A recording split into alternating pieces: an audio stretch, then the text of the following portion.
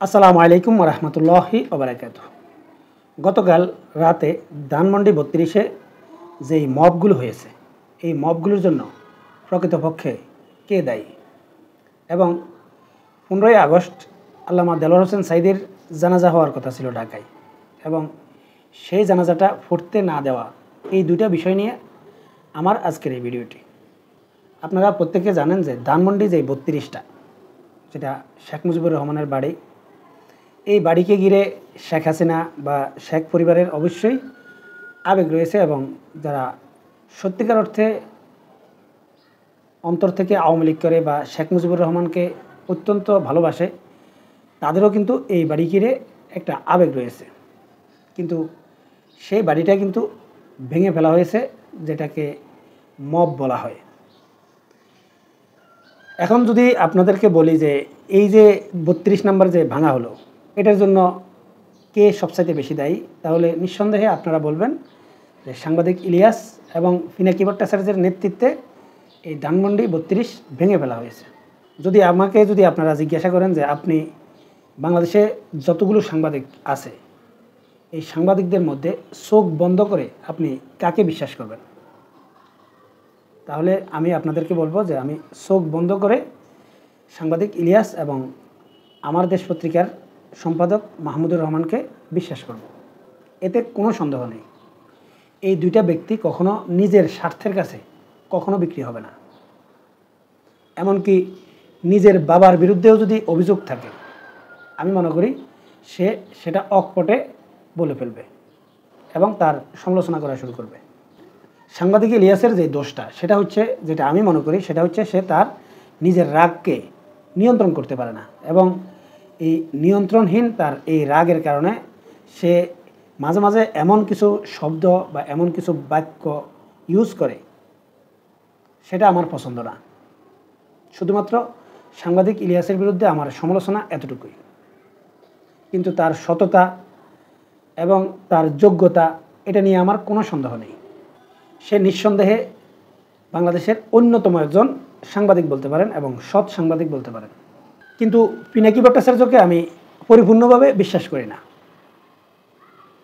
এখানে বিশ্বাস না করার মূল কারণটা হচ্ছে যে এই পিনাকি ভট্টাচার্য কিন্তু বামপন্থী ঘরানার একটা রাজনীতিবিদ ছিল।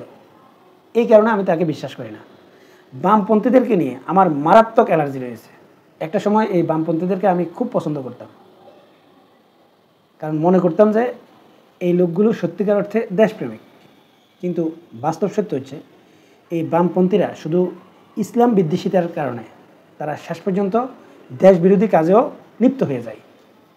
এটার কারণে এই বামপন্থীদেরকে নিয়ে আমার মারাত্মক অ্যালার্জি রয়েছে। আর যারাই বামপন্থা থেকে আসে বা বামপন্থী রাজনীতি থেকে আসে, এই লোকগুলোকে আমি কখনো পরিপূর্ণ বিশ্বাস করতে পারবো বলে আমি মনে করি না। বিগত আওয়ামী লীগ সরকারের সময় সাংবাদিক ইলিয়াস নানা রকম নির্যাতনের শিকার হয়েছে, এতে কোনো সন্দেহ নেই। আর এই কারণে আওয়ামী লীগের উপর সাংবাদিক ইলিয়াসের মারাত্মক ক্ষোভ রয়েছে। কিন্তু একটা জায়গায় আমি যেই কারণে এই ধানমন্ডি ৩২ ভাঙাকে পছন্দ করি না, সেটা হচ্ছে এটা যেহেতু নির্দিষ্ট একজন পরিবারের বা নির্দিষ্ট একটা দলের আবেগের জায়গা, সেই জায়গায় হাত দেওয়া উচিত হয়নি। এছাড়া ১৫ই আগস্ট শেখ মুজিবুর রহমান সপরিবারে হত্যা হয়েছে, নির্মমভাবে হত্যা হয়েছে। এতে কোনো সন্দেহ নেই, সেখানে নারী, পুরুষ, শিশু সবাইকে হত্যা করা হয়েছে।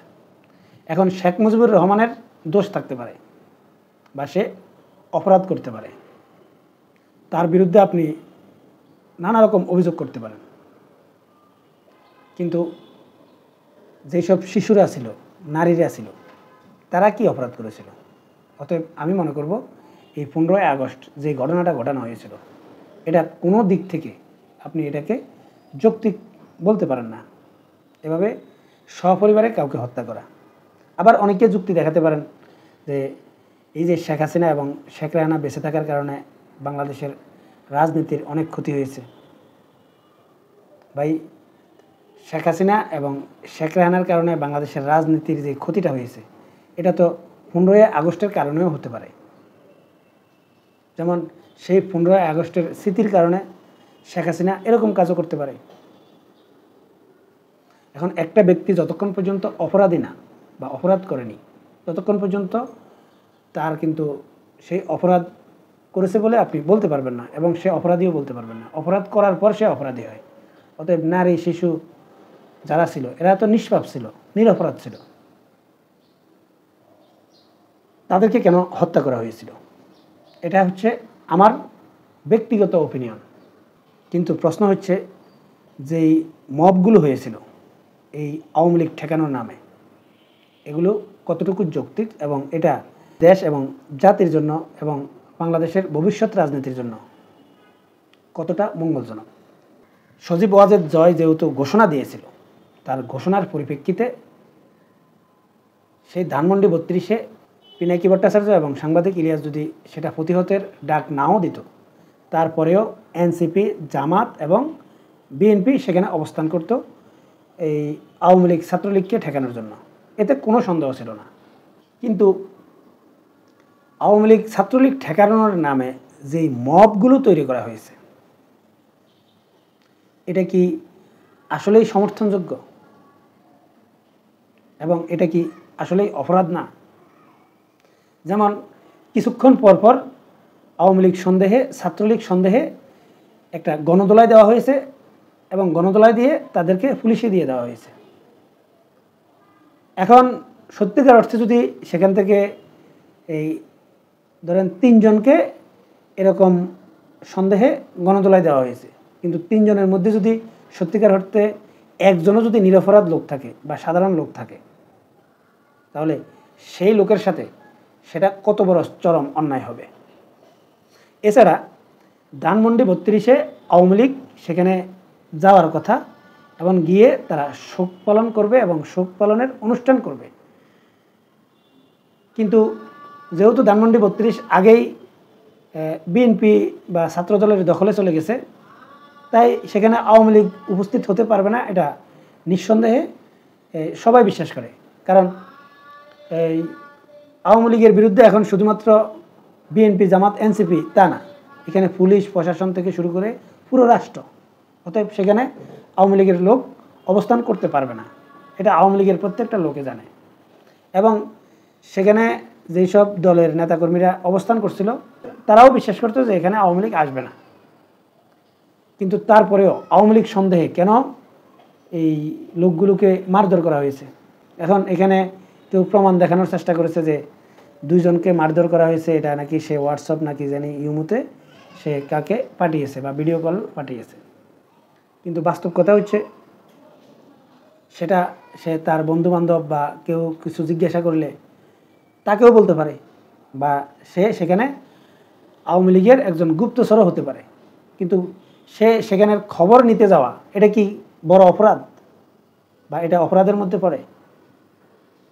এবং তাদেরকে আবার পুলিশ ধরে নিয়ে যাচ্ছে কোন আইনে, কোন আইনের ভিত্তিতে? মানে কি আইনের ভিত্তিতে তাকে পুলিশ অ্যারেস্ট করেছে? এখন পুলিশ যদি তাকে 2 দিন 3 দিন যদি থানায়ও রাখে বা কোর্টে চালানো করে, তার অর্থনৈতিক ক্ষতি হবে, তার মানসিক ক্ষতি হবে, সে তার পরিবারগুলো এই বিভিন্ন উকিলের কাছে দৌড়াদৌড়ি করবে, এই জাতীয় নানা রকম হয়রানির শিকার হতে পারে।